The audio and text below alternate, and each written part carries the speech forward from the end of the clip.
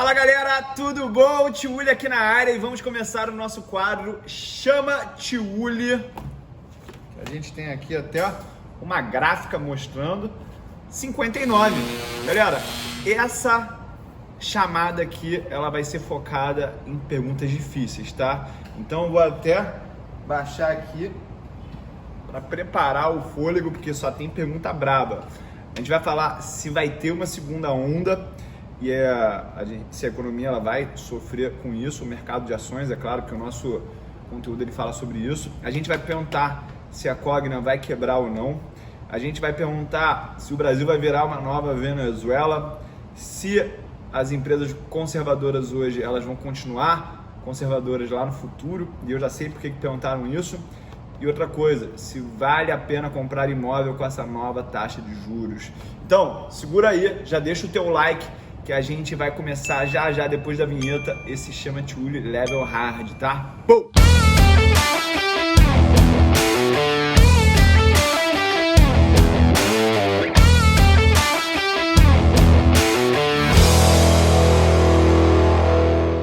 Fala galera, então, voltando aqui, direto ao ponto. Primeira pergunta que a gente vai responder no nosso Chama Tiuli. Essa vinhetinha ficou sensacional, hein? Quem é que é responsável por essa vinheta, Pablito? Isso é Vini Capelli. Irmão de Arthur Capelli. Braba. Galera, então é o seguinte, ó. Vai ter a segunda onda de coronavírus, de pandemia ou não? E olha só, essa pergunta, ela é boa, tá? Porque as pessoas, elas têm medo dos impactos que isso pode gerar aí para a economia de serviços já fragilizada e se isso vai ter algum tipo de consequência no mercado financeiro.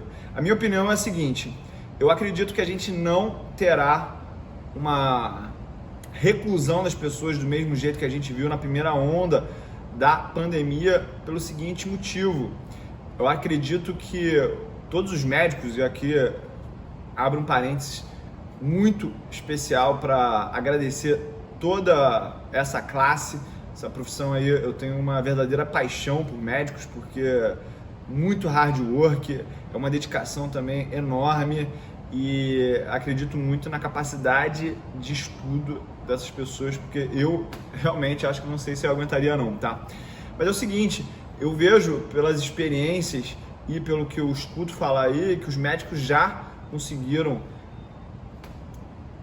encontrar algum tipo de tratamento, não é tratamento, é profilaxia para as pessoas que estão sofrendo com Covid e a mortalidade diminuiu, tá? Se alguém tiver alguma informação mais embasada do que a que eu busquei na BBC News, lá da Inglaterra, bota aqui nos comentários, porque eu vou estar totalmente aberto a escutar isso. Então eu acredito que por causa da baixa letalidade devido à evolução aí dos tratamentos, eu acho que a gente não vai ter uma nova onda de casos, a gente vai ter, mas a gente não vai ter aquela reclusão, a pandemia, com todo mundo em casa do mesmo jeito que a gente viu no primeiro semestre de 2020. E muito da incerteza do que poderia acontecer, eu acredito também que não vai rolar, e isso vai tranquilizar as pessoas nesse sentido. Eu me lembro que lá em março as pessoas não sabiam como que a economia ia sobreviver a isso e viram que não era tão ruim quanto imaginavam, quanto os piores cenários, os mais catastróficos, falavam que ia ser. Claro que a gente teve alguns setores, e aí principalmente o de serviços, de turismo, sofrendo muito, mas grande parte das empresas que compõem os índices como o Ibovespa, S&P 500, essas empresas ou elas estão imunes ou souberam surfar essa nova economia, a economia da pandemia. Então eu acredito que a gente não vai ver uma nova correção nos preços dos ativos em decorrência da pandemia. Mas se alguém tiver algum ponto de vista contrário ao meu e for razoável, bota aqui nos comentários, porque vai enriquecer, tá, o conteúdo. Isso aqui, gente, não é só eu falando, não, é você também aí nos comentários botando o teu ponto de vista, porque as pessoas elas escutam o que eu falo, depois elas vão ler os comentários e você pode agregar para esse assunto junto comigo, tá?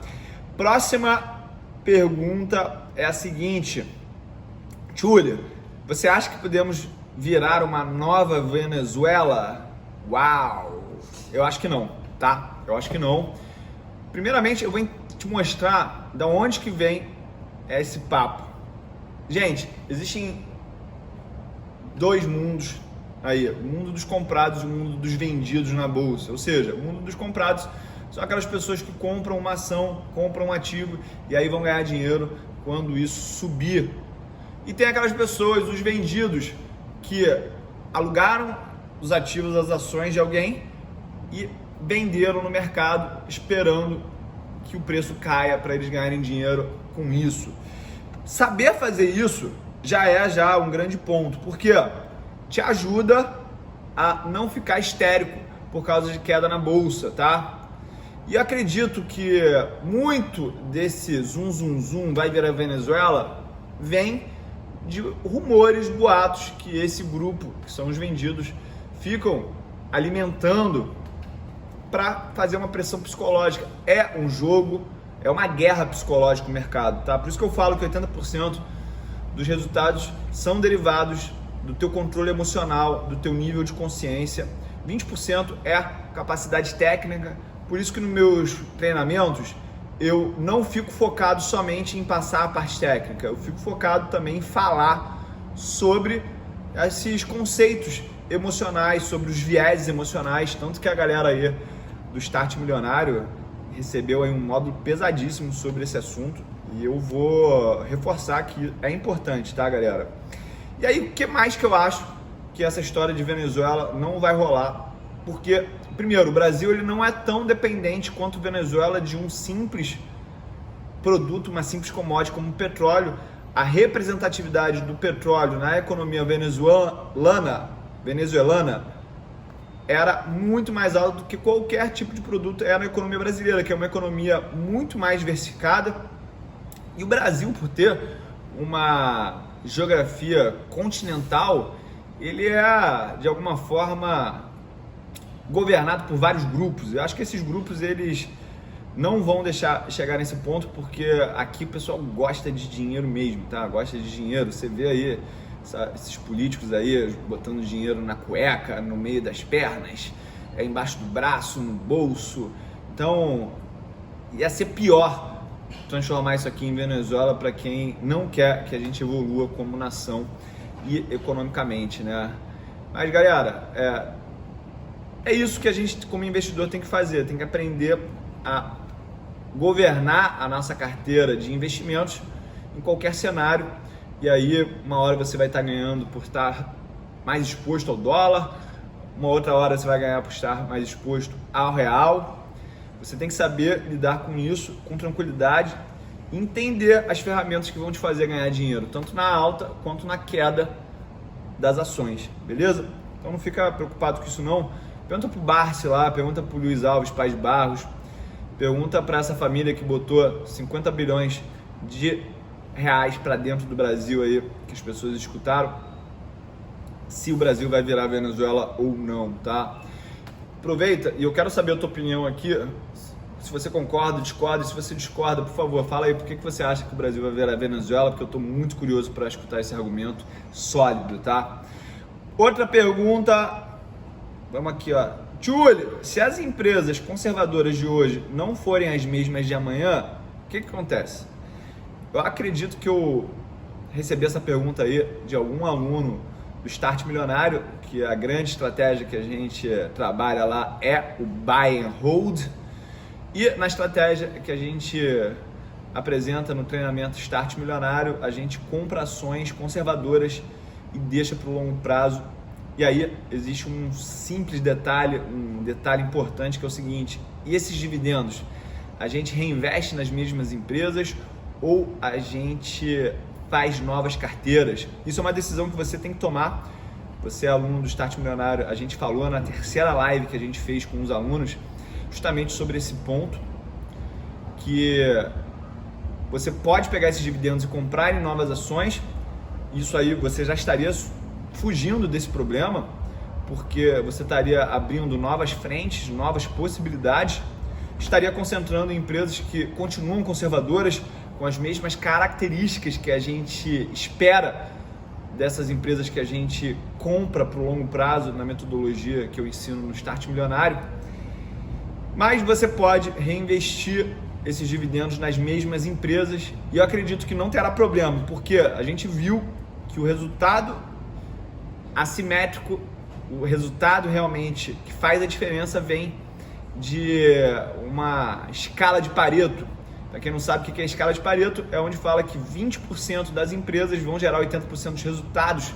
Isso aí pode ser usado em outros raciocínios e nas ações isso funciona. Então a gente só não pode perder uma empresa ao longo do tempo dessa característica, ou seja, limitar os ganhos de uma empresa. Do resto, eu acho que tudo acaba acontecendo a favor do investidor que se expõe à renda variável numa carteira conservadora. E outra coisa importante, gente, é por isso que eu falo que a gente tem que continuar trabalhando, gerando renda para aportar novos aportes. Porque quem está fazendo novos aportes de maneira regular não está tão frágil em relação a uma situação como essa, tá? Porque toda hora você está fazendo novos aportes, isso é bom para a tua carteira. Vamos aqui agora para a pergunta mais difícil aqui, gente, que eu me preparei mais. Tchuli, você vê chances da Cogna quebrar? Uau! Uau! Gente, Conga é uma empresa que eu acredito que não vai quebrar, pelo seguinte motivo. A empresa, no último relatório, balanço patrimonial dela, ela apresentou um ativo circulante de 7,2 bilhões de reais e ela apresentou um passivo circulante de 3,2 bilhões de reais, ou seja, ela tem um capital de giro de 4 bilhões de reais, tem um patrimônio líquido de 19 bilhões de reais e um endividamento de 12 bilhões. É uma empresa que está fazendo pesados investimentos, ela fez aquisições, ela gerou nos últimos 12 meses um lucro operacional, o famoso EBIT, ou seja, você está confundindo dinâmica de cotações com fundamentos. Quer dizer que os fundamentos estão maravilhosos? Não. É por isso até que eu acho que a ação caiu com uma certa razão. Mas falar que a empresa vai quebrar, eu não acredito. Eu acho que tem que haver um impairment de alguns dos intangíveis que a empresa carrega. São quase 20 bilhões de reais de intangíveis. Mas isso aí vai sendo reduzido no resultado do exercício periodicamente, ou seja, a gente vai fazendo a limpa. Eu não sou acionista da empresa, né, mas os acionistas, o conselho de administração vai fazendo a limpa nesses ativos que não valem aquilo que o balanço diz, mas eu acredito que a empresa ainda vai continuar firme e forte. A gente tem um déficit educacional muito profundo aqui no Brasil, vocês sabem disso. Outra coisa importante nessa empresa, ela está fazendo uma estratégia de plano, linha e ponto. Isso aí é uma estratégia baseada no estrategista-chefe do Alibaba, o Ming Zheng, onde ele fala que a Cogna e outras empresas como a Magazine Luiza também aplicam esse conceito estratégico. A Cogna vai ser uma plataforma onde vão se acoplar algumas empresas de maior relevância e aí essas empresas vão ter nichos específicos. Pode até ser um Tchuli da vida, porque eu estou recebendo alguns convites aí para dar aula em algumas universidades, mas isso pode acontecer e integrar um pouco desse boom de educação online numa plataforma única, do mesmo jeito que a Amazon é. Só que isso leva tempo até tracionar, demanda investimentos em pesquisa e desenvolvimento, e alguns grandes investidores do Brasil corroboram essa tese.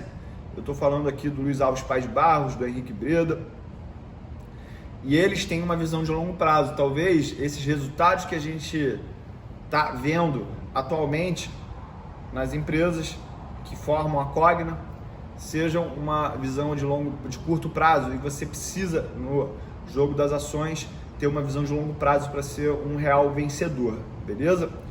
E aí, gente, outras informações que a gente pode dar aqui para a Cogna é o seguinte: ela tem uma margem operacional de 2,3%, pode não ser a maior, mas eu acredito que tem muita gordura para tirar ali em termos de estrutura inchada decorrente dessas aquisições que a Cogna fez nos últimos anos.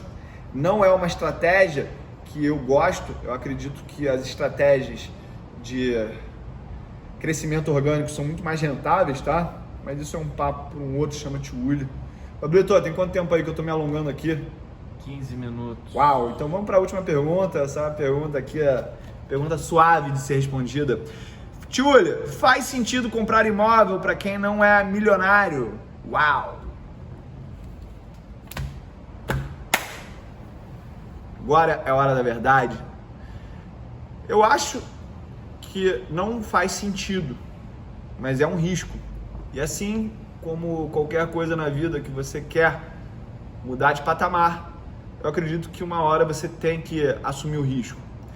Ou você assume o risco ou você não assume o risco. Ficar em cima do muro é o que eu acho que não dá. Eu acho que é o que trava as pessoas em evoluir financeiramente. Vamos aqui falar do argumento compra casa. Se você tem filhos, se você já tem idade, se você tem estabilidade no teu ofício, não é um absurdo você querer comprar uma casa, porque você quer criar raízes, você quer dar um senso de comunidade muito mais sólido para os teus filhos. Isso é importante, porque dinheiro não é tudo.